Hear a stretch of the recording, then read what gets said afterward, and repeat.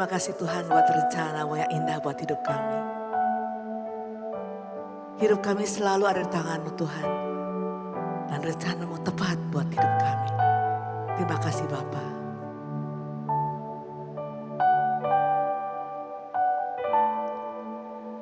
Dalam segala perkara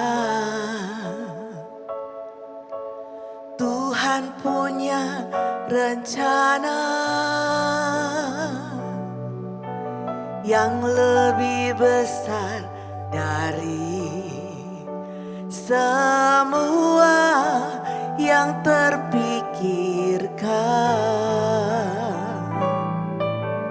Apapun yang kau perbuat, tak ada maksud jahat. Sebab itu ku lakukan semua dengan-Mu Tuhan. Ku tak akan menyerah pada apapun juga. Sebelum ku coba semua yang ku bisa, tetapi ku berserah kepada kehendak-Mu. Hatiku percaya Tuhan punya rencana. Rencana-Mu indah buat kami Tuhan. Kami bersyukur hidup kami selalu sesuai dengan rencana-Mu Tuhan. Terima kasih. Apapun yang kau perbuat,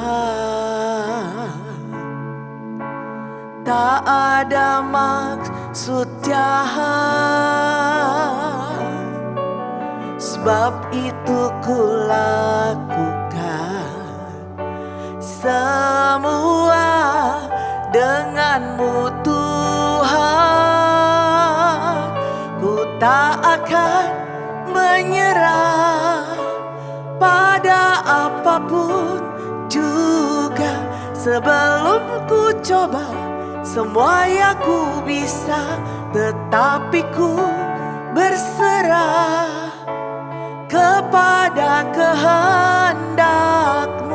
Hatiku percaya Tuhan punya rencana. Ku tak akan menyerah pada apapun juga. Sebelum ku coba semua yang ku bisa, tetapi ku berserah kepada kehendak-Mu. Hatiku percaya Tuhan punya rencana. Hatiku percaya Tuhan punya rencana. Hatiku percaya Tuhan punya rencana. Terima kasih Tuhan. Terima kasih buat rencana-Mu buat hidup kami. Terima kasih Tuhan. Kau Allah yang dahsyat, Kau Allah yang luar biasa. Terima kasih Tuhan. Terima kasih Yesus. Engkau Allah yang luar biasa buat kami Tuhan. Kami bersyukur dan bersyukur buat kasih dan rencana-Mu yang indah buat kami. Terpujilah nama-Mu Tuhan. Amin. Shalom saudara sekalian, kita kembali merenungkan firman Tuhan di Rise Up bersama dengan Christ Cathedral. Dan hari ini kita mau merenungkan firman Tuhan dari Bilangan 24. Di mana kita melihat cerita mengenai Balak dan Bileam. Balak yang memanggil Bileam untuk mengutuki bangsa Israel, tetapi kita melihat responnya Bileam di pasal 24 ini. Di mana di ayat yang pertama dibilang, ketika dilihat Bileam bahwa baik di mata Tuhan untuk memberkati Israel, Ia tidak mencarikan petanda lagi seperti yang sudah-sudah, tetapi ia menghadapkan mukanya ke arah padang gurun. Dan di ceritanya selanjutnya, Bileam lalu memberkati bangsa Israel. Lalu bagaimana dengan responnya Balak? Kita lihat di ayat yang ke-10, lalu bangkitlah amarah Balak terhadap Bileam, dan dengan meremas-remas jarinya berkatalah ia kepada Bileam, untuk menyerapa musuhku, aku memanggil engkau, tetapi sebaliknya sampai 3 kali engkau memberkati mereka. Bayangkan bagaimana kesalnya Balak terhadap Bileam, yang tadinya dia panggil Bileam untuk mengutuki bangsa Israel, tapi justru Bileam memberkati bangsa Israel sesuai dengan perintah Tuhan, tidak hanya sekali, tidak 2 kali, tapi 3 kali. Dan responnya Bileam sangat luar biasa, saudara. Dikatakan di ayat yang ke-13, sekalipun Balak memberikan kepadaku emas dan perak seistana penuh, aku tidak akan sanggup melanggar titah Tuhan dengan berbuat baik atau jahat atas kemauanku sendiri. Apa yang akan difirmankan Tuhan, itulah yang akan kukatakan. Iman Bileam di cerita ini menjadi suatu hal yang bisa kita pelajari dan perlu kita praktekkan dalam sehari-hari, saudara. Seberapa sering kita mungkin sudah sadar bahwa inilah memang jalan yang Tuhan berikan buat kita. Inilah kehidupan, inilah masa depan yang sudah Tuhan siapkan buat kita. Pekerjaan, mungkin pasangan, mungkin pasangan yang sudah menikah pastinya, pekerjaan yang sudah ada, tapi kita masih meragukan. Benar gak sih Tuhan kalau ini tuh dari Tuhan? Benar gak sih ini tuh dia nyebelin banget? Benar gak sih dia tuh yang Tuhan mau buat aku? Padahal udah suami istri. Benar gak sih Tuhan ini pekerjaan yang Tuhan mau buat aku di sini? Seringkali kita masih mempertanyakan Tuhan, sedangkan mungkin Tuhan sudah berbicara banyak buat kita melalui orang-orang sekitar kita. Dan respon Bileam yang begitu percaya kepada Tuhan, bahkan tidak ada satupun di dunia ini yang dikatakan di firman Tuhan yang bisa membayar atau membeli imannya Bileam kepada Tuhan.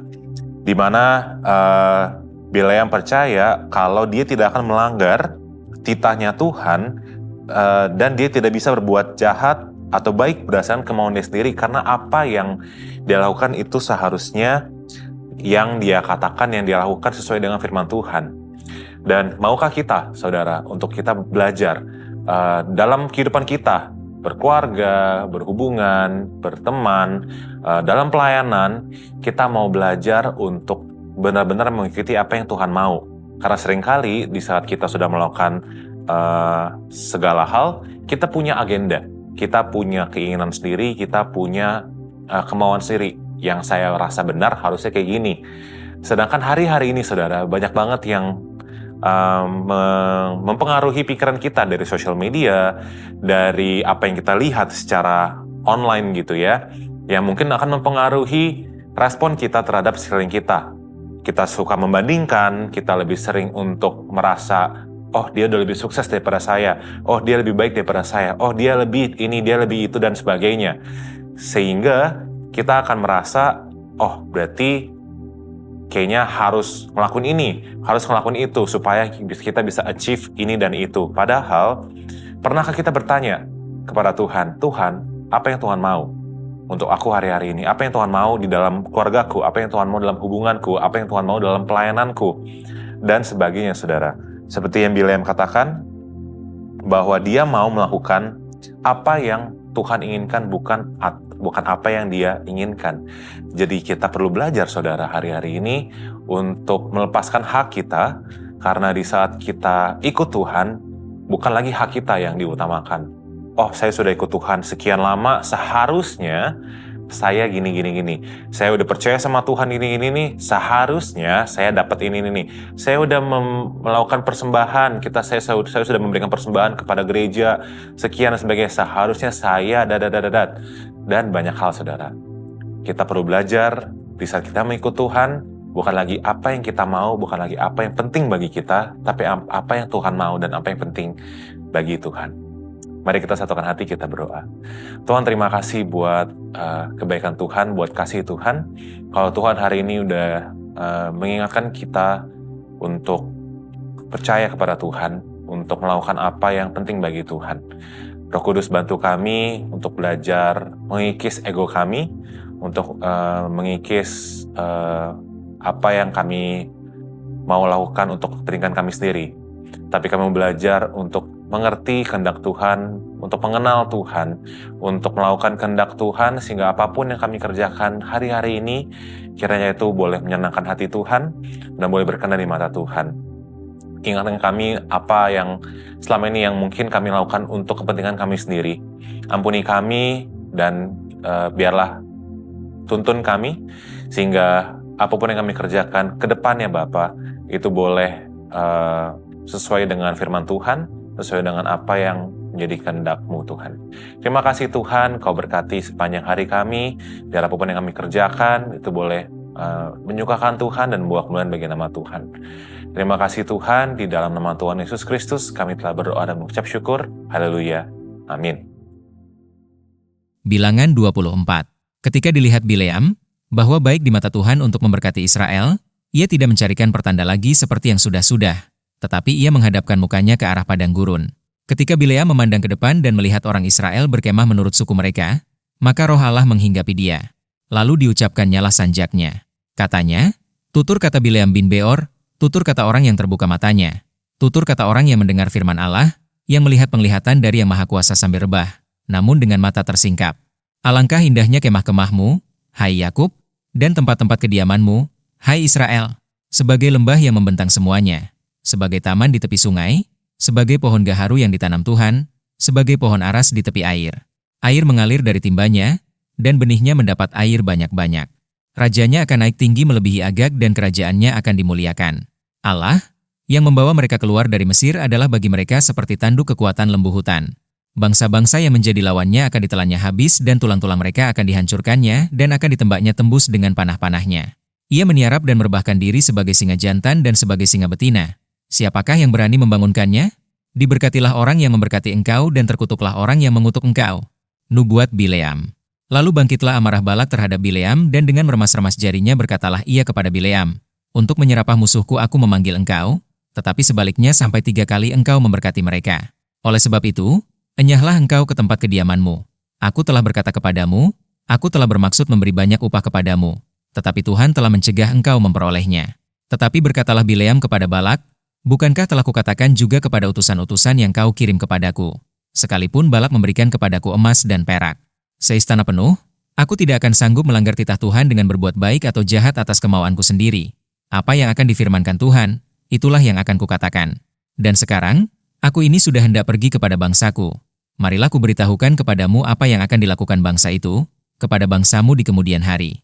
Lalu diucapkannyalah sanjaknya. Katanya, tutur kata Bileam bin Beor, tutur kata orang yang terbuka matanya, tutur kata orang yang mendengar firman Allah dan yang beroleh pengenalan akan Yang Maha Tinggi yang melihat penglihatan dari Yang Maha Kuasa, sambil rebah, namun dengan mata tersingkap. Aku melihat dia, tetapi bukan sekarang. Aku memandang dia, tetapi bukan dari dekat. Bintang terbit dari Yakub, tongkat kerajaan timbul dari Israel, dan meremukan pelipis-pelipis Moab dan menghancurkan semua anak Set. Maka Edom akan menjadi tanah pendudukan dan Seir akan menjadi tanah pendudukan musuh-musuhnya itu. Tetapi Israel akan melakukan perbuatan-perbuatan yang gagah perkasa dan dari Yakub akan timbul seorang penguasa, yang akan membinasakan orang-orang yang melarikan diri dari kota. Ketika ia melihat orang Amalek, diucapkannyalah sanjaknya. Katanya, yang pertama di antara bangsa-bangsa ialah Amalek, tetapi akhirnya ia akan sampai kepada kebinasaan. Ketika ia melihat orang Keni, diucapkannyalah sanjaknya. Katanya, kokoh tempat kediamanmu, tertaruh di atas bukit batu sarangmu. Namun orang Keni akan hapus, berapa lama lagi maka Asyur akan menawan engkau? Diucapkannyalah juga sanjaknya. Katanya, celaka, siapakah yang akan hidup apabila Allah melakukan hal itu? Tetapi kapal-kapal akan datang dari pantai orang Kitim, mereka akan menindas Asyur dan menindas Heber, lalu ia pun juga akan sampai kepada kebinasaan. Lalu bersiaplah Bileam dan pulang ke tempat kediamannya, dan Balak pun pergilah juga.